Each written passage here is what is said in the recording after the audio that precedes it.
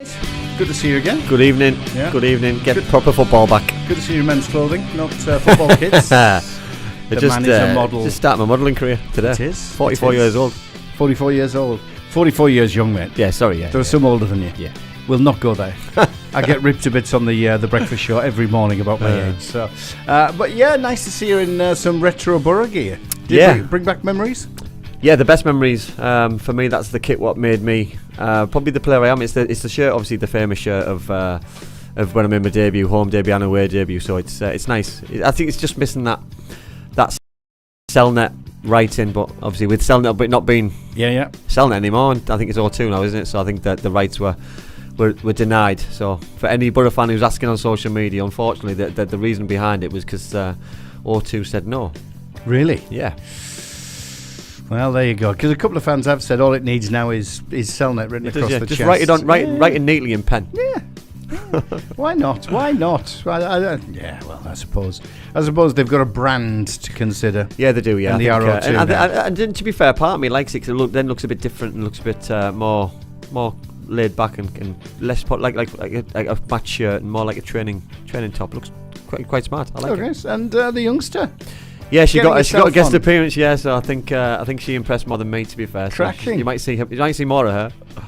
She looked really cute in that top. Well done. She is. Yeah, she's cute. She must take after me. Is she a big Borough fan?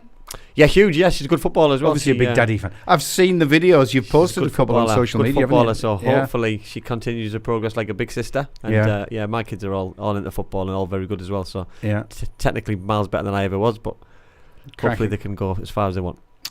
Right, it is Andy Campbell on Cam's RedArmy, and we're joined by a special guest as well very shortly on the programme. But I suppose before we get to Chris Freestone, another Borough striker. Yeah. He's two young lads together, weren't you? We were came in the first team. I think we got him from Arnold Town. I think from a local team in Nottingham or around that area. And Chris played in the reserves. He was well ahead of me. A little bit older than me, more experienced than me, more streetwise than me, and I think we're going to dig deep into a centre forward play and his obviously successful time at the club and the goals that he scored in his development. But yeah, he was a little bit more experienced than me, a little bit older than me. But yeah, cracking lad and very good football as well. Yeah, well, Chris joins us now. Chris, you're through to. Your old strike partner, and he's just been sitting there because you're a bit older than him. His mentor, it's Chris Freestone. Welcome to the show, mate. Thank you. I don't know about the mental bit, but mental maybe. Yeah. Well, they were my words. I put them into Andy's mouth. Don't you worry. Chris, thanks for coming on, mate. I say it genuinely means a lot. I mean, I think for the Borough fans alone to have that experience and to be able to listen to someone who's pulled that shirt on, I think you know what football means to people in this area. But what did it mean to you to come to the club, to pull that red shirt on? I think at the beginning, in more development-wise for your career in the reserves with Gordon McQueen, etc. But what did it mean to you? It's just the only thing I ever wanted to do, if I'm honest.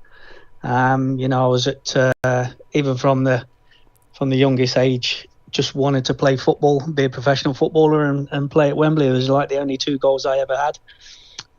So it took me a while. I was in my 20s by the time I finally, and it was just the best experience ever, and my first game was actually at Blackpool away and we were rubbish. Gordon McQueen gave everybody an absolute roasting in the dressing room. So it was a wake up and welcome to professional football. When he went round the changing room with his huge hands, just pointing in everybody's faces and telling everybody how rubbish they were. But it was great. I scored that day as well, so I actually got a little bit of praise off him, so I was quite happy. Chris, on that one, obviously Gordon was a huge figure in stature and personality. Obviously, we know recently, obviously, sadly, he passed away. How influential was he in your career as a footballer, and more importantly, probably as a person? Massive, because I used to see him, Brian Robson, Viv Anderson, see them on the TV, and then to be in the same environment, in the same club. And obviously, I went there as a reserve player, at least to start with. Yeah. So I spent a lot of time with Gordon and the rest of the lads there because they wanted to build a strong reserve side with players that could eventually push, to get into the first team. So Gordon, John Pickering, they were massive influences on me, and just taught me loads and loads of things that I needed to know to be able to play at that level and hopefully push into the first team, which eventually I did. But yeah, they were strong, and then I just tried to learn from them as much as I could. It was so much experience there between them. And I think sometimes you underestimate, don't you? And people who don't know those kind of characters, you know what I mean? They were hard but fair, ruthless at times. I think, the atmosphere around the club was quite. It was quite demanding. The tempo, everything was expected from players. You know what I mean? Because they had a quite high expectation in terms of the new stadium, even the reserve team of young players coming through. But did you feel the pressure, Chris, yourself as a player, that you had to perform at reserve level, or when you trained with the first team? Did you feel that you had to perform? I think it's pressure you put on yourself, because you want to be the best. I just have this burning desire, and I still do now at 52, where I just love scoring goals and just want to be the best at what I can be. So when you go out there and you train, you put everything into it. And the best thing about people like Gordon McQueen, John Pickering, Viv and Robbo, they were honest. Yeah. They told you the truth. If you were crap, you were crap, and they tell you were crap. And that was fine with me, and I could take that. And I was, there's none of that snowflakey stuff back then. You had to take it, and that was it. And it was great. And if you didn't perform to the best of your ability, they'd certainly let you know. I had my own little dips, being away from the family and all of that sort of stuff. I got told straight, but it woke me up. And I just went out and played and trained harder. And you're always trying to push for that first team place. Yeah. But you've got to be at your best all the time, because there's somebody always coming up behind you, which was Andy as well, trying to come up behind me as well. So, we're fighting for the same shirt at the end of the day. Yeah, and I think the game changed as well. So yeah, I think that difficult. Holy grail, Chris, in it, everyone's fighting for the same thing. And you touched on a couple of points, which I'm going to focus on. You said about that they told you straight. They weren't flaky. They were open and honest. So do you think your upbringing and you coming into the game a little bit later than players come into it now? Do you think that then give you a little bit of a helping hand, a good start in life? Because you see now players can come into the club at 15, 14, 15, not getting an opportunity in the first team to probably a similar age than yourself, but they probably haven't had that experience. They haven't grown up as a man. They haven't played men's football, and when they do get the opportunity, sometimes it can be them. It's a little bit too late. Yeah, I mean, for me, I had a life. I worked for a living. It's hard times to easier times. Yeah. Going from a full-time job to playing football for a living. So I had all that sort of experience and life experience with me, which kept my feet firmly flat on the ground. I knew where I was and I knew where I wanted to be, because when you've worked on a building site in the middle of the winter, you don't really want to go back to it. If you play football for a couple of hours, there's a big difference in that. Yeah. So football's easy, Chris, isn't it? In comparison. Yeah, it is definitely. And and the difficulty now with the kids is that they don't get a lot of life experience beforehand. Some of them are in the game. Some of them are even in the game from 9 years of age. I mean, it's ridiculous, really. I got to enjoy my life and play football and go out drinking and girls and all of that sort of stuff, and then settle down and just focus on football. Yeah. So, these kids don't really get that opportunity. And to be fair, when I went to the Borough, it was the reserve team football, the Pontins League. It was an amazing league. Yeah, super. For me, you're playing men's football, and 1 week you could be playing, a team that's got half the first teamers playing. We certainly had some of our first teamers playing in the league. And then another week you could be playing the youth team.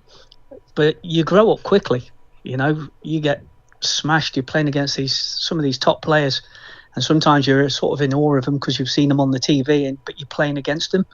And then another week you're playing against the kids. And this is why I don't really agree with the under-21s, the under-23s.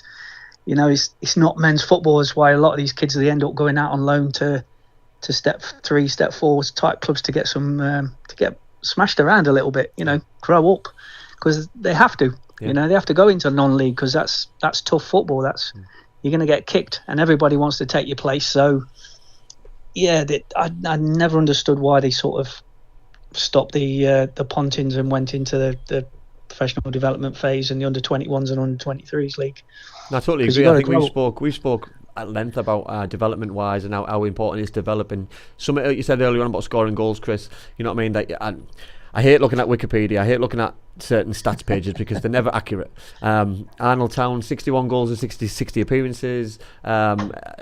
Forget moving. Got a question on that from a Borough fan. Forget the Borough one, but the amount of goals you scored in the reserves, there's no data on that. Your games to goals ratio in the reserves and in pre-season games, friendly games, was absolutely scary, to say the least. Can you tell all of you? Game now, could I? But you tell all of you as the kind of goals and things that, because listen, as a player, you know how many goals you score. You know what I mean. You remember them. You can probably give your own personal data and things. But did you find goal scoring easy? And give us some of those stats and data.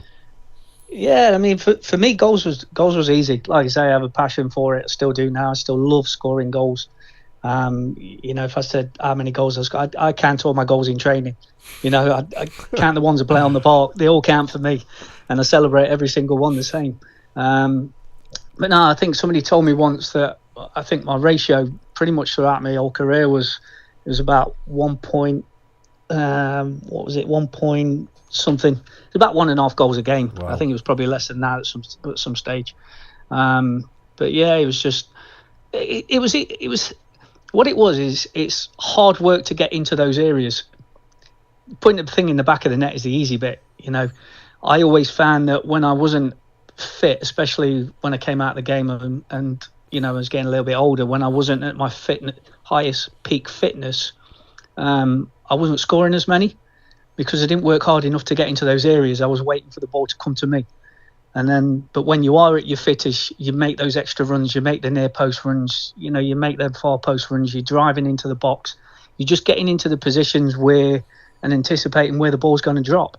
But to do that, you have to work hard to get into those positions first. People will only ever see whether you put the ball in the net or you don't put the ball in the net. They don't see the work off the ball, and that's the most difficult part. So, when you're coaching, I coach. So when I coach and you're trying to coach kids that, it's very, very difficult to try and tell them you've got to anticipate where the ball might drop. Somebody has a shot, keeper's going to parry it. Where's it going to go? Because then it's a tap-in. If you understand that, you can score a shed load of goals, which I was quite fortunate, which I did. You certainly did. It's a phenomenal way to look at it, though, Dave, isn't it? That that goal scoring's easy. It's the hardest thing in terms of football, scoring goals. You know what I mean? I don't know. I was a keeper, mate. I tried to keep them out. Yeah, well, I'm probably saying it from my point of view. I think football has just evolved so much, hasn't it? You know what I mean? You look at, I think the older that I got, I felt a little bit more composed in certain areas. When I got the opportunity, I think as a young player, I snatched at a lot of things. I always looked at Chris, I always looked at Rav, I always looked at Boxic, I looked at Becky, even when Jan was there and other players. And you look at them and think that everything's natural. You know what I mean? Everything seems to be easy. It did seem to be easy. And I think when you look older and when you get a little bit more experience, you play more games. Pressure games, I'd say, not just reserve games or youth team games or friendlies and things. I think, you need to understand that you might only get one chance a game, and when you get that one chance a game, you've got to be clinical, you've got to be ruthless. And I think when we talk about Josh Coburn and we talk about Latte Lath and we talk about other players who've had opportunities at the start, their stats and data aren't great in terms of shots ratio and goals. Those two are still trying to prove themselves, aren't they? Yeah, totally. Yeah. And I think when you've got, Chris talks about that, the amount of chances that we're creating, Chris would probably have a field day at the minute with the chances that Middlesbrough are creating, so I think it would just be we lack Chris, we lack I don't know how much in Middlesbrough you're seeing this season, but we lack for me a natural goal scorer, a finisher, you know what I mean. And even when Chuba was here last year, he got in some good areas. I think, but we missed a lot of chances because we created even more because we had the left and the right. The balls in the box. We had people behind and creating chances from deep and working in between the lines and things. Where now I think we're back to that mould where we're playing good football, we're creating chances, but we lack that real clinical edge. How important is being clinical in the final box, or that that fox in the box, so to speak? I think it's crucial, and I think it's becoming few and far between with players. Everybody wants to score, worldies, 30-yarders, edge of the box, curling, top corner. Everybody wants to score. Nobody wants to get your tap-ins anymore. No one wants to live in the 6-yard box anymore. I say to strikers all the time, just play in between the width of the goals. you will score goals. If you're always in between those two goalposts, you will get goals, guaranteed.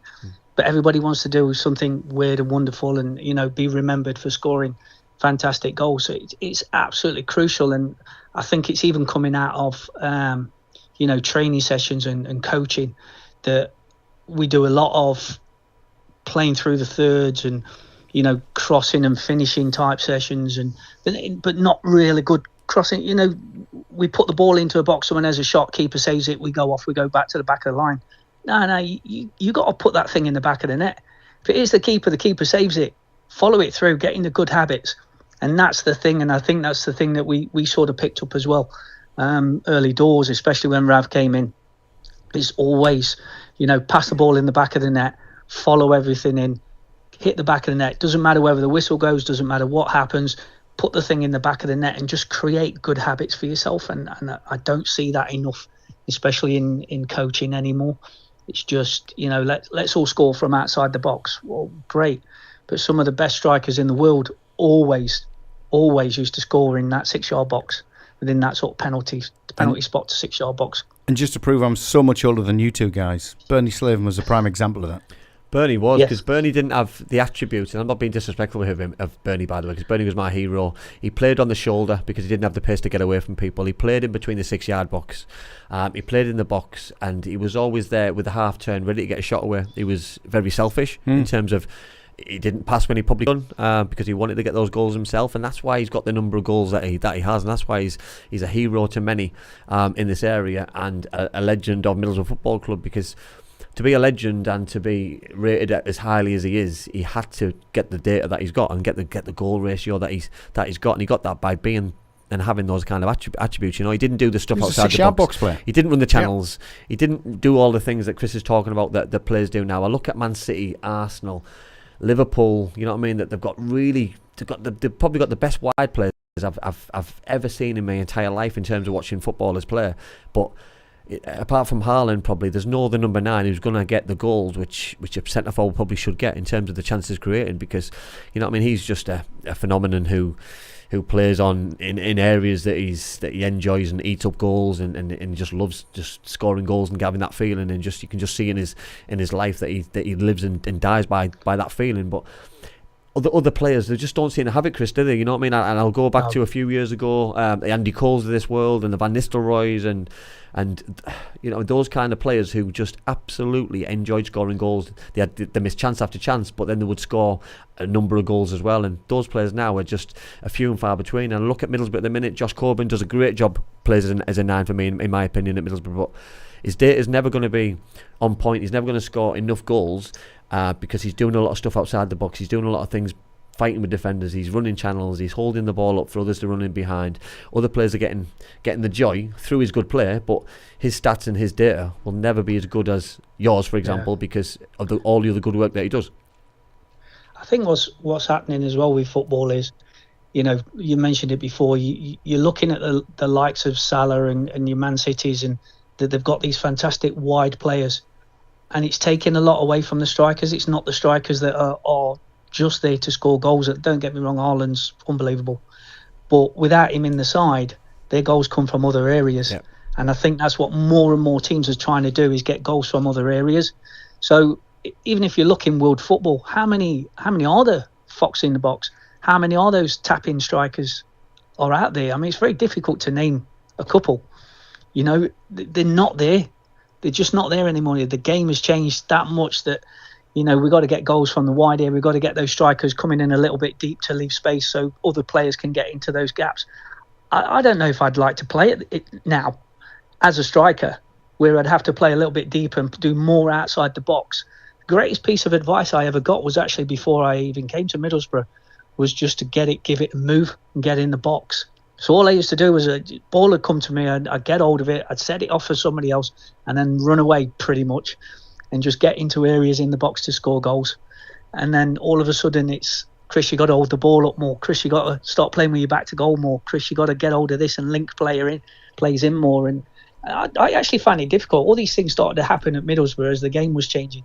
You go from 4-4-2 into a 4-5-1 sort of formation with one striker up front, linking everybody together all of a sudden. I was like, I don't want to play like this. I actually want to get the ball over the top, get it in front of me where I live, and then I'm happy scoring goals. But then all of a sudden, Chris, you got to turn around and play with your back to goal, hold up the ball, bring other people in, and that's how the game started. And it's changed again now, where, like I say, strikers are dropping deeper, wide players are cutting in and getting more goals from wide areas, and the strikers not getting as many anymore. So it's quite difficult, I would say, in today's sort of football as a striker, as that sort of natural goal scorer, because you'll always get judged on the number of goals you score, and if you're not scoring them, people don't really look at all the other. It's only footballers and coaches that actually look at those players that are doing the work and doing other things for the team, even if they're not scoring goals, because they'll still be one of the first names on the sheet.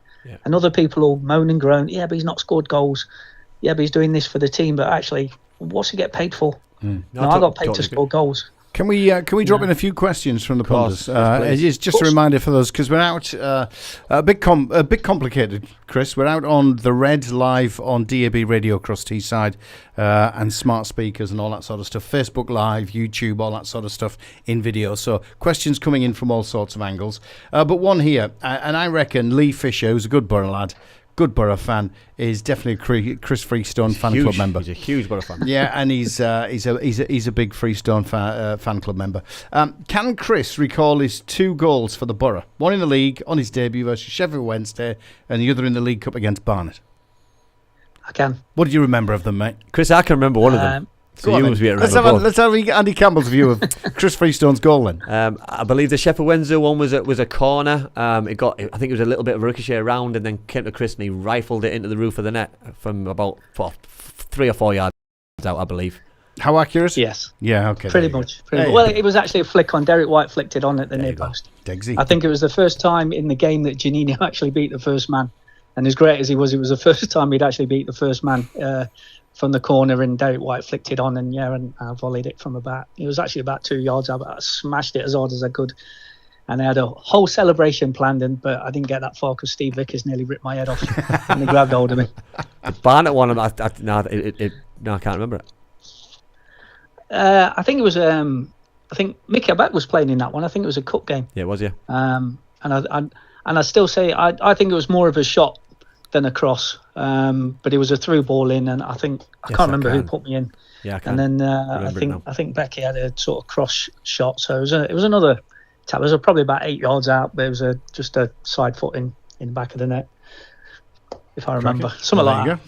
But when we're talking about that fox in the box, we're talking about 3 yards out, we're talking about 8 yards out, we're talking really close out, and we're not talking 25, 30s, 18s, and I think that's the point that we're trying to put across. I think in my whole lifetime I've only scored about twice outside, from distance. So not edge of the box, I scored a few, but like proper bangers from outside the box are probably about twice in my entire life.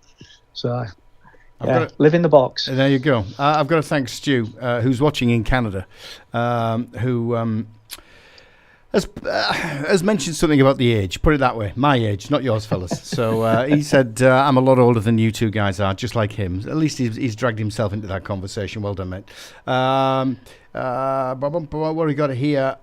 Good forward. Yeah, thanks, Lee. Got that one. Chris, what was it like to play for and then manage Arnold Town? It kind of fell in my lap, if I'm honest. I wasn't going to play anymore.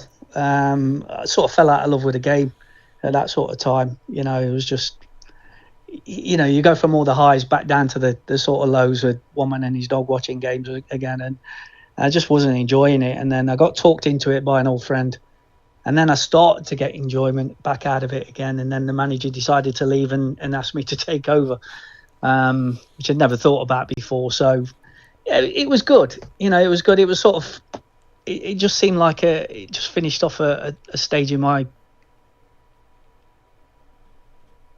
Oh,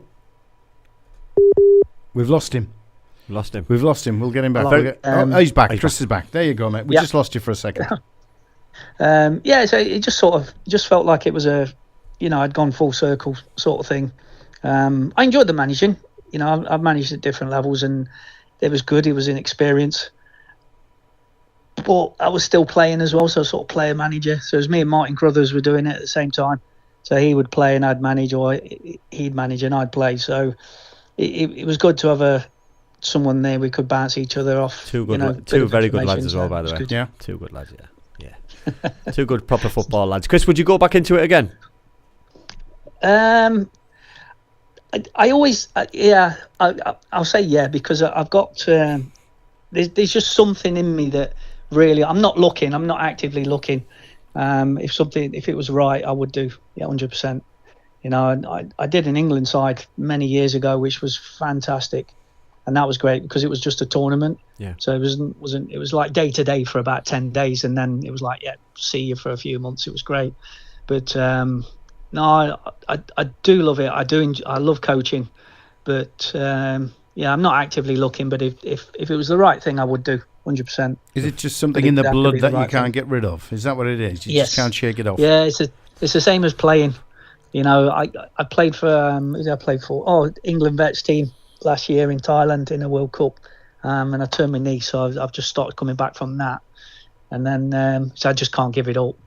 And a friend of mine asked me to play walking football, so that was fun. I'd never played before. But Chris is a serial World Cup winner. Chris is a serial World Cup winner with the vets, with John DC and Pricey and everybody. So serial winner. That's the ones. Serial winner. I see. I'm on the other side of the fence, mate, because I love football.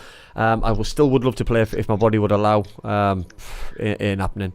I've tried and failed miserably, I think. But I think managing is just. I leave it up to the people who have got a passion for doing it. I love to coach. I love to do what I do day to day. But it's that pressure. It's that enjoying winning, but really hating losing, and not really probably looking at the next game. That everything just comes thick and fast. That when you lose, it's your fault. It does. When you win, it's the players who take the plaudits. And you can't get your head around it, because as a player, you just enjoy playing, and when you lose, the manager takes responsibility, which is fantastic. You get shouted at, but it stays in the changing room. But when you win, you feel $1 million. But the manager can't enjoy it, because you've got a game Tuesday or a game next Saturday against the top of the league or bottom of the league, and when you lose, you take it personal, and you hear your players laughing and joking, and that got me. That's the worst. That got me. That gets me, and I can't handle it. And as a player, I can't remember doing that, Chris. I can't remember. No, me neither. I can't remember laughing and joking on the back of a bus. I can't remember laughing and joking in the changing room. Every time we lost as a group, as an individual, you took it to heart, because you felt responsible for it. Where now in 2023 or 2022 or whenever last time I managed, I don't think players did take responsibility fully. No, I totally agree. I've had so many arguments with people. They just. It's like they don't care. And for me, it just ruins my whole weekend. I hate losing. My son's like 27 in a couple of weeks, and we play FIFA. And I hate losing at that as well. I just don't like losing. If he's better than me, I can take it. But, I think I'd love to hear Chris Freestone lose his temper. I really would. I think I'd love to see you have an argument, to be fair, because I can't see you. I can't see that. No, it takes a lot. I mean, when I was a kid, I was very, very angry for some reason. I don't know why I was very angry, but I learned a long time ago to sort of, calm myself down and stuff. So it takes a lot to wind me up, and there's all certain things that does wind me up, and that, like you said, there, people laughing and joking, especially in the changing rooms after the game. Not an hour later, not half an hour later when it sort of settled down, but literally come off the pitch, talking to the opposition, get in the change rooms, having a laugh and a joke in the shower and stuff like that. I can't cope with stuff. I have to take myself away. Otherwise, there's going to be all sorts flying in the change rooms. But I think that's how it, when you talk about levels, why people go to a certain level, is having that attitude and that absolute desire to want to win, and just a burning passion to win at all, not at all costs, but just want to win all the time. And then you're devastated when you don't. Well, that's in your personality as well, Chris. That sort of drive and attitude, don't you? That's in your personality as well, Law, surely, because I'm not asking for people to sit in the changing room and cry. I'm not looking in the changing room and be fake. I'm just I want it to hurt. I want people to understand what's gone wrong. I want people to understand. And now I'm talking things weren't going great at Middlesbrough. The start of the season was horrific, and the backlash now is potentially, you know what I mean, if we lose out at the playoffs by a point or promotion by 3 points, it's because of the way the season started. And by the way that I look now, the players seem to care, the players seem to hurt, the manager was hurting, the fans were obviously hurting with some of the comments, and all that's all fans want. All fans want is to understand that players care and hurt the same as supporters do, Dave. And I think when that feeling is there, and the camaraderie is there, and the whole togetherness is there, I think then we win as a team, we lose as a team. But I think you can always tell when teams aren't together, when changing rooms are a little bit fractured and players don't care, and you see them out socialising, social media being the devil it is. You know what I mean? Because everyone's allowed a little bit of downtime. I'm not saying you've got to live like a nun and you've got to stay at home and cry your eyes out if you lose, but there's a way to handle it, and there's a way to not handle it. I think it's authenticity. That's what fans want. You know, if they're hurting because the performance or the results are not going right, they don't expect to see players laughing and joking and having a whale of a time. They just want them to try and do everything they can to put it right. Totally. That's it. Yeah, totally. Yeah. No, I totally agree. Another question coming in for Chris. This is a bit of left field, but then Andy's got some more left field ones for you. It's Ian. Ian's he's our resident Darlington fan who, for some reason, follows Andy Campbell. But there you go. He's asking, Chris, did you ever get the chance to sign for Darlington? Not for Darlington, no. They had Martin Carruthers, so I went to Hartlepool. So yeah. And once you play for Hartlepool, I think that's a sin that you'll never get. You'll never get that love. No, it was no. I don't remember. I don't think so. I had an opportunity to go to Scotland. I went to Carlisle on loan. I got an opportunity. They wanted to sign me. I think Robbo put a ridiculous figure on my head at one stage. Somebody said it was about $1.5 million to go to Carlisle, which I was like, come on, but thanks. But no, not Darlington. I sort of went around the northeast a little bit, but never got as far as Darlington. No. Okay. No. Okay. And I think when I was talking about curveball questions, we've got to thank Rob for these. Yeah, these aren't me, Chris, so I'm going to apologise in advance. So thanks to Rob. So I've got 5 questions for you. So question number 1. Apologies, because I didn't fill you in before we started. What was your first game for Middlesbrough? First game for Middlesbrough. Blackpool away. Fantastic. And what was your best game that you played in for Middlesbrough? What was the best game you played in the red shirt? It'd have to be a Sheffield Wednesday one. My debut. I loved every single minute of it, and I didn't want to come off. And it was only because you were coming off that I was happy coming off. And you know what, right? If it hadn't been you, I want to come off. Yeah, and do you know what? It made it even more special for me, because you know when Chris said earlier on about competing for place, that holy grail, because there wasn't that many opportunities to play. You know, what I mean, Jan was. You mentioned Jan. You mentioned Mick out. Jan was there. Jan was there. It was Jan plus 1. You know what I mean? So the chances were limited. So for Chris to score, it wasn't a case of, Chris has just scored, I'm never going to get an opportunity. It was, we were pleased for each other. You know what I mean? Because we shared a changing room together. We socialised together. You know what I mean? We did a lot of things together as young players. So it was always nice to see each other doing well. And I think we had that respect for each other. And I think that was the thing. And I think that's why our relationship has continued. All these years, throughout all this time, which I think is, for me, is the most pleasing thing. It's a long time as well. A long time, mate. Yes, a long time ago. Sadly for me, I remembered you playing. In your career, Chris, who's the dirtiest player you've come across? Oh God, I remember getting smashed by Julian Dix. Oh, that was a good one. It's a blast from the past, isn't it? Then Junior I think I smashed him first, though. To be fair, so good. Yeah, I think he chased me around for a bit. And I did the same with Roy Keane as well, and he chased me around for a bit as well. So, Chris, you were not very sensible those days, were you? I mean, if there were people, I think I was just late with a tackle. You know, to score goals with I couldn't tackle to save my life. So, you know. Interesting, Chris. Who was the best player that you played with, and who was the best player that you played against? I'd probably have to. I've got to say, Juninho, absolutely magician. You know, and don't get me wrong, I've played with some decent players, but Juninho was unbelievable, absolutely unbelievable. Tell the viewers, Chris, what was special about him? He was just, for one, he was just, you know, he's just a normal guy, down to earth, and just wanted to play football. You know, for the big star that he was like a kid with a football. He'd play anywhere. You know, it was just great. That was it. It's just a genuine person, you know. I bumped into him years later, and he was still exactly the same. The last time I saw him up in Middlesbrough, it was exactly the same.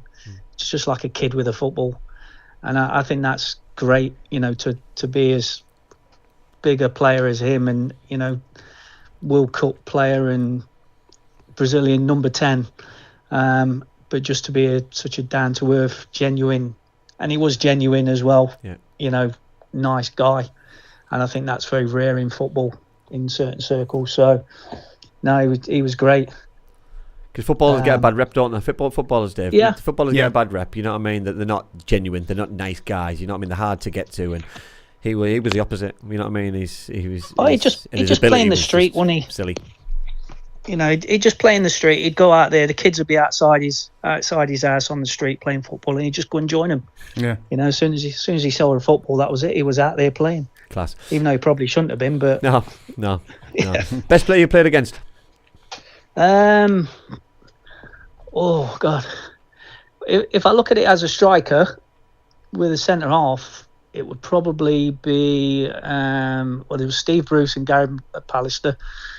They were hard, very, very good at that time, and obviously, and there was, who else was it? Oh, Sol Campbell and Gary Mabbott. Me, I'm only 5'10", and all four of them were like 6'5" or something like that. So top they were fantastic. Yeah. If it was just being on the same pitch, it'd have to be Roberto Mancini when we played Sampdoria. There's a Riverside opening. I remember that one. It was when Steph McGargle got his cruciate, wasn't it? Oh, he did his knee really badly. Yeah, a shame that was. But he was Mancini was unbelievable. Yeah, absolutely. It's funny how you remember certain things from certain games, isn't it? Yeah. And Chris, I'll apologise for this one. Final question for me. So, who was the longest in the shower? Oh God. I can't remember. It'd probably have to be someone like Derek White. Well, I'm gonna give a little bit of a twist on an answer if I was going to give it. So we had him on the show last time around. We had Craig Harrison on, and Craig absolutely had. Craig had the. I'm going to go hair envy here because obviously I'm bald as a coot. So hair envy. Craig had the beautiful, the most gorgeous and beautiful long locks you've ever seen. And every time we had a night out, Dave, he'd always have a comb in his top pocket. Really? And he'd pull it out and just start combing away. So every time you obviously getting ready after training, for a night out, for example, he would just take. He used to love himself. First in, last out. He used to love himself, and he was he had natural beauty, and he was a good player as well. He had a lot. Yeah. No envy there then. No, yeah, indeed. No, but Chris, thank you very much for coming on. Really appreciate your time, and I'll catch up soon, mate. Yeah, brilliant. Cheers, mate. Thanks brilliant stuff, Chris. Thank you. Speak to you soon. Appreciate it. Mate. Chris Freestone, former Borough striker, time at Hartlepool as well, and in the northeast, but never Darlow. Never Darlow. There you go. What a good lad he was. So, I mean, great chat. Yeah. But we've got to look ahead to some football now. Yeah, proper football, and I think it seems like a lifetime ago. You know, there's probably a lot happened this week in terms of interviews, etc., opportunities that I think this is an opportunity day for me that we can't turn down, we can't turn away from. This is a huge game. The Leicester game's gone.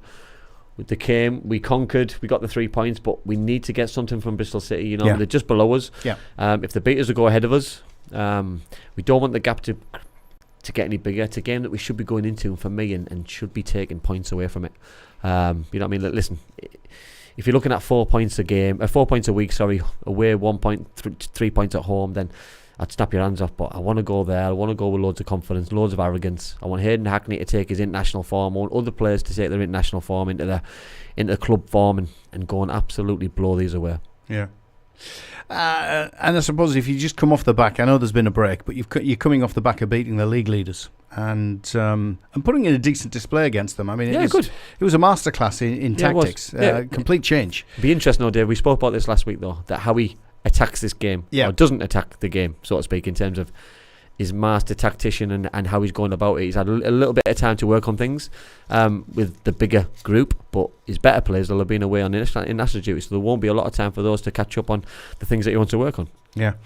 We can have a listen to him. He did his press conference a little earlier, and just a quick snippet from that. This is what Michael Carrick had to say. think the boys who have not gone away on international, it's important that they switch off and have a breather and come again stronger. And for me, this game's even bigger than the Leicester game. I think there's a natural buzz and there's a natural feeling around the Leicester game. Top of the league and coming down from the Premier League and good team. I think there was a big feeling in the stadium that it was a big game.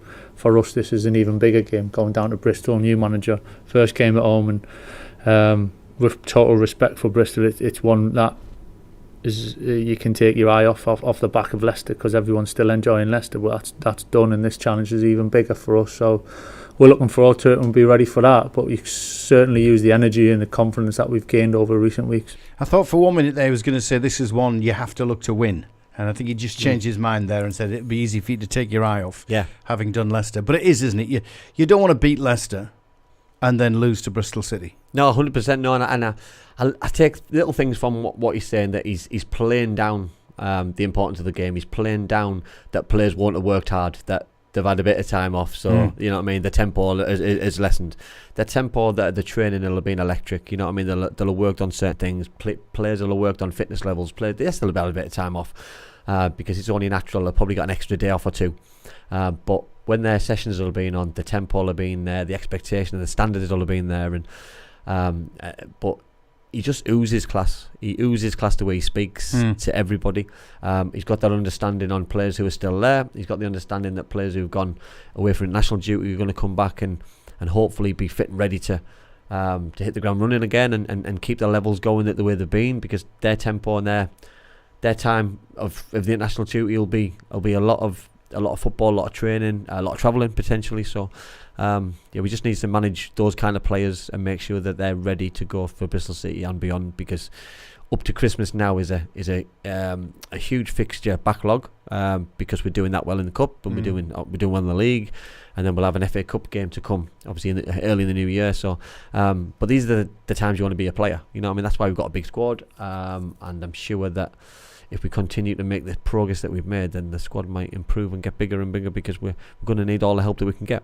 We always hear this phrase that Christmas and New Year is the defining moment in a season for a team. Yeah. But for Borough, pre-Christmas, they've done Leicester already. Yeah. You know, they've got Leeds coming, Preston up next after Bristol City, a battle with Hull, West Brom.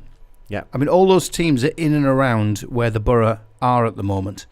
Is it fair to say that the next 5 weeks is Borough's defining part of the season? I think 100%, and it's probably more defining for the start we've had, because we've been playing catch-up since October, and we've caught up a little bit, but we're still, in terms of, we're a little bit far away because we're playing teams in and around us now. You know what I mean? You look at the league table, but Bristol City 2 points behind us. You know what I mean? Preston are above us, Leeds are above us, Hull are above us. So, not to get bigger, they mustn't lose games. All those games are mustn't lose games. But if we don't win them, then the gap's going to increase elsewhere. We need to pick as many points as we can against good sides and the sides above us than we possibly can, and then we regroup again. You know what I mean? The Port Vale game will look after itself, because the importance of it. But then after Christmas, and I don't want to look too far ahead, but after Christmas we're playing the bottom 5 simultaneously. So that then becomes a really good opportunity again, and 3 games effectively, or really, because we're going to be confident. We're going to be going into them hopefully with bags of confidence, bags of goals, loads more points, and we could be in the playoffs or better. So I think the bigger picture is we've got to look here and now. Bristol City becomes a huge game off the back of the Leicester game. The Preston game then becomes a big game, because you're coming off the back of something against Bristol City, and then the Leeds game doesn't need any introduction, you know. So I think these games are games that the players will be going into full of confidence, full of desire that they want to play. But I think the fans know the importance of the games up to Christmas now in the running, because everybody's going to look at probably the cup game, the quarter final of the cup, and want to play in those kind of games. But the only way you'll play in that cup game is if you're playing well for this football club, and you're going to earn your shirt, because there's no point taking a risk now in the league games or the cup games, because there's no time to lose any ground on anybody. Where do you stand on the Nigel Pearson conversation in terms of every time Borough played Nigel Pearson, he had his players set up and raring to go, and his teams were terrible for us to play. Yeah, they were. Because he just, I think Big Nige is just like, right, my former team, I'm going to prove a point here. But at the same time, he's now gone. Yep. So you've got a new manager in place, so it could be that new manager bounce. I mean, where do you see Bristol City being? I think that's where they become dangerous, and we spoke about this before about the impact a new manager can have on a team is always a positive one. So I mean, Darlow haven't had that with Josh, have they? No, they haven't. No. You know what I mean? So there's an opportunity that we can catch them cold. Have they had too long to work on certain things? Will they be ready for us? Will our tactics go the same as the Leicester game, or will they go back and revert to the Plymouth game, for example? So they'll be second guessing us. We'll have to second guess them because we won't know really what they're going to come at us with. That'll be team selection until the team comes out at 2:00. Then tactics wise, you're second guessing them, but I expect them to be up for it. They've got some good players who can hurt you at the championship level, but I think I'm more happy that Nigel's not there in terms of for Middlesbrough. I'd like Nigel to still be there because I'm a big Nigel Pearson fan, and I'm a big Curtis Fleming fan because of the upbringing and the opportunities and the help that they gave me as a young person and as a footballer. But I think I'm happy that they're not there in terms of Middlesbrough will hopefully be able to beat them, and I won't feel as though a little bit of split loyalties in terms of nice people that you're playing against and seeing people hurt. Because listen, I hate seeing people get jobs, especially people lose jobs that you know. And if Middlesbrough would have beaten Bristol, would have been even worse, wouldn't it? And those two lose their jobs because Middlesbrough beaten them, then it's a double-edged sword. Then and it's not nice, not a nice thing to see. Now we've had a couple of weeks off, international break, but the I suppose the not so good news for the Borough is sadly across that 2 week period we're not seeing players return from injury because the injuries we're suffering at the moment are longer term. How much of a blow is that?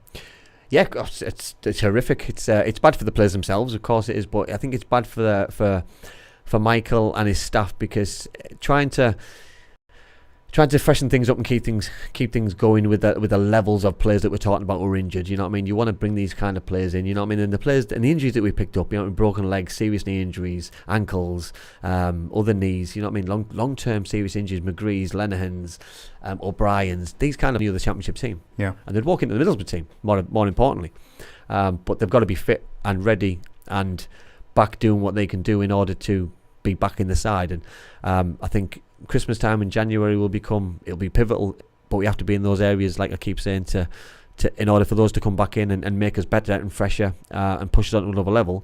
If we're mid-table and we're not playing for anything, we won't be getting excited. You know, there's no point in them coming back and risking something. But I want them to come back ready and willing to put that red shirt on and have that desire. But I want them to come back in a team who's been successful. Yeah. Comment coming in from Lee. He's talking about Latte Lath. He's making a bit of a statement more than anything else, but it'll be good to get your views on it. He's talking about Emmanuel Latte Lath will come good, just needs more composure. He's got lots of pace. Touch has been letting him down, but he does see the more football he plays. He thinks the more football he plays, the more that striker what's intuition is going to come naturally. What are your thoughts on Latte Lath? I'm a huge fan. I like the way he plays. He's got pace, he's got power, he's very direct, he plays on the shoulder. The goal he scored against Cardiff was excellent. I'd like to see a little bit more of it. He hasn't had the game time and the opportunities. When he's come in the League Cup, he's done well. Yeah, he's led the line really well. When he's come on in the games from the bench, he's changed games. He's had a huge positive impact, which is fantastic. Listen, I'd love to see him and Josh up together, just like for like, playing off each other. He'd get loads of joy because Josh would do all the stuff that he doesn't like doing, and he'd get loads of joy going the other side. The problem we've got with that is it's not the way that Michael wants the team to play. He plays one or the other, and at the minute, the way that we are playing, it suits that big player who holds the ball up instead of someone going the other way. I think Lath would have got loads of joy last year. I think he would have scored bags of goals last year. It's just currently the way that we're playing, it's suiting another player ahead of him. But when he's getting those 20-30 minutes, he's just got to continue doing what he's doing. But I agree. I think he's a phenomenal footballer. I think he'll come good. I think he'll get better and better.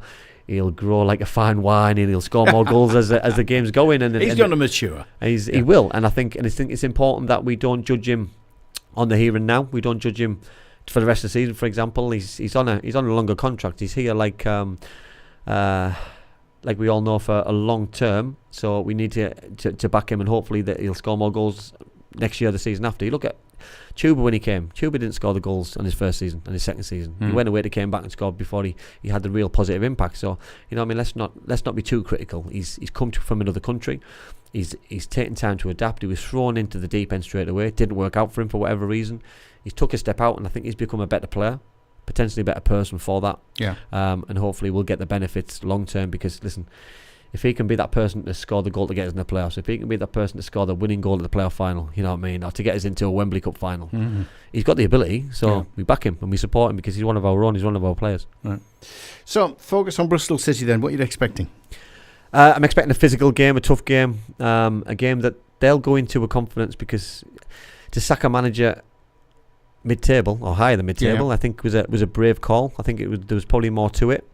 But you never get the answers to that. You never really know. But it'll be a good game. They've got some good footballers, especially going forward. They score a lot of goals, but they do ship goals the other end. So I'm expecting probably a few goals in the game, but I expect us to win. I'm confident now, and it's not an arrogant kind of confident. I'm confident because we'll score goals. I don't believe we'll keep many clean sheets, because it's just not the way that we set up at the minute. But we kept a couple in recent weeks, mate. Yeah, well, I mean away from home. Yeah. I think away from home, yeah. we do tend to leave a few more gaps, because we go a little bit more expansive, because we tend to attack more. But I like that kind of football, and I think the away fans who've travelled in their numbers get the value for the money. Yeah, which is fantastic. But I think we'll win 2-1. The entertainers. Yeah, 2-1. Grand stuff. Well, it's another one done and dusted, mate. No, I love it. Absolutely amazing. And thanks for everybody's questions. Keep them rolling in, because it's great to have a guest on. You know what I mean? We'll continue to have them on. But won't overload. I think it's a nice. Well, Lee's just snuck one in. He's going for a 2-1 Borough win, and he reckons, don't copy Lee. He reckons Coburn's going to get a brace. So there you go. I hope he does. Another brace. It'd be fantastic if he does. I think for his own personal development. I know he had a quieter game against Leicester in terms of shots and chances created and goals, obviously. But the Plymouth game, he got 2. So away from home, he seems to have a little bit more lease of life, and hopefully he can get more opportunities and get those goals. Indeed, Andy, pleasure. Fabulous. Catch always. you next week. Well done, mate. And thanks for watching. Thanks for your comments. We'll be same place next week, same time, all that sort of gubbins. Catch you soon. Have you fancied